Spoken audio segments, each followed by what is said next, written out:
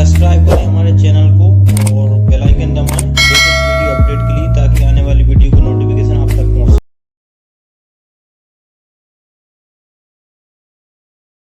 वो बहुत ही important question है आपकी अर्धवार्षिक परीक्षा के लिए। बहुत सारे क्वेश्चन आपके संभावित हैं। तो पहले बात कर लेते हैं कि आपके क्वेश्चन आएंगे कहाँ से। तो आपके जो क्वेश्चन आने हैं वो यहाँ पे 4 पार्ट से आने हैं।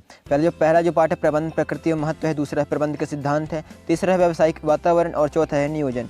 तो इन चारों चैप्टर के अलावा आपसे प्रश्न कहीं नहीं पूछे जाएंगे और कहीं से आप चिंता करने की आवश्यकता नहीं है, कहीं से बाहर से क्वेश्चन नहीं आएंगे। इन 4 जो चैप्टर दिए गए हैं, सिलेबस दिया गया है एमपी बोर्ड की तरफ, उससे। तो चलिए महत्वपूर्ण प्रश्न देख लेते हैं कक्षा 12वीं के लिए जो इंपॉर्टेंट है। उसके पहले ये नोट्स पढ़ लीजिए, ये पढ़ना आपके लिए ज़रूरी है। All these questions have been prepared from Pariksha Adhyayan and question bank. You will get all these questions from the question bank issued by the MP board. ठीक है। फिर है यहाँ पे this is just an important question, apart from these question you also have to prepare yourself. एक और यहाँ पे not all these questions are required in your exam but being important some questions come up. तो चलिए important question देख लेते हैं। जो पहला क्वेश्चन आपका प्रबंध से क्या अभिप्राय है, प्रबंध के 3 उद्देश्यों का उल्लेख कीजिए। तो जो यहाँ पे क्वेश्चन, सभी क्वेश्चन आपके इंपॉर्टेंट है, जितने आप यहाँ पे तैयार कर सकते हैं सभी तैयार कर लीजिए। और जिसकी पीडीएफ आप डिस्क्रिप्शन में जाके डाउनलोड करेंगे, वहाँ पे लिंक दिया हुआ है, उससे आप डाउनलोड करेंगे। लेकिन उस पीडीएफ को आपको संभाल के रखना है, क्योंकि ये अर्धवार्षिक के साथ ही आपके वार्षिक परीक्षा के लिए बहुत महत्वपूर्ण प्रश्न है। जितने प्रश्न हम आपको बता रहे हैं, तो पीडीएफ को आपको संभाल के रखना होगा। और जाके हमारा टेलीग्राम पे चेक कर लीजिएगा अगर कर सकते हैं तो। फिर दूसरा है प्रबंध का कौन सा कार्य सबसे अधिक महत्वपूर्ण है और क्यों, अपने शब्दों में व्याख्या कीजिए।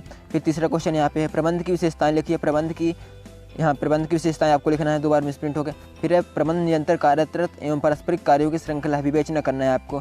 फिर यहाँ पे 5वां जो क्वेश्चन है प्रबंध वह है जो प्रबंधन करता है, तो इसकी विवेचना आपको करना है।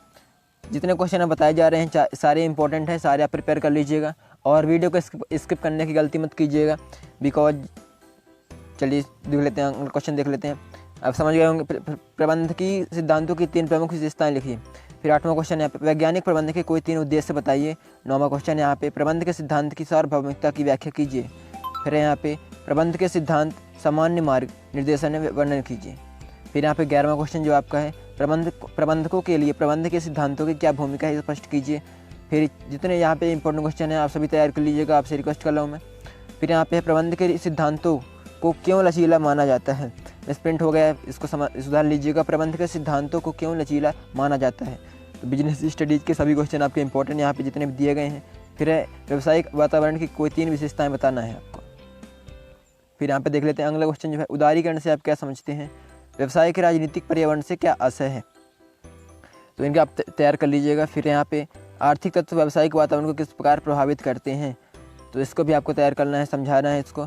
फिर वैश्वीकरण का विश्व में विभिन्न अर्थव्यवस्थाओं का एकीकरण है, समझाइए। तो जितने भी यहाँ पे दिए गए हैं क्वेश्चन सारे तैयार कर लीजिएगा, सारे इंपॉर्टेंट है आपके। फिर यहाँ नई व्यापार नीति पर टिप्पणी लिखते हुए इसकी विशेषताएं लिखना है, मिसप्रिंट हो जाता है, यहाँ पे सुधार कर लीजिए।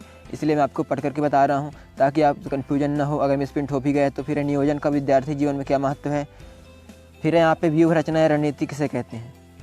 तो सारे क्वेश्चन आपके इंपॉर्टेंट है, बार बार मैं आपसे इसीलिए कह रहा हूँ कि आप सारे इंपॉर्टेंट क्वेश्चन हैं सारे तैयार कर लीजिएगा, सारी कॉपी में लिख लीजिएगा। और इनके आंसर अगर आपको चाहिए तो कमेंट कीजिएगा। वैसे आपको अगर आंसर मिल जाते हैं तो आप लिख लीजिएगा, और अगर नहीं मिलते हैं तो फिर कमेंट कीजिएगा, तो आंसर बनाने की कोशिश करेंगे। और जो पिछली वीडियो हमारी उसके आंसर भी अभी आपको प्रोवाइड कराने वाला, जो इंपॉर्टेंट क्वेश्चन हमने आपको बताए थे कक्षा 12वीं के इतिहास का जो इंपॉर्टेंट क्वेश्चन था।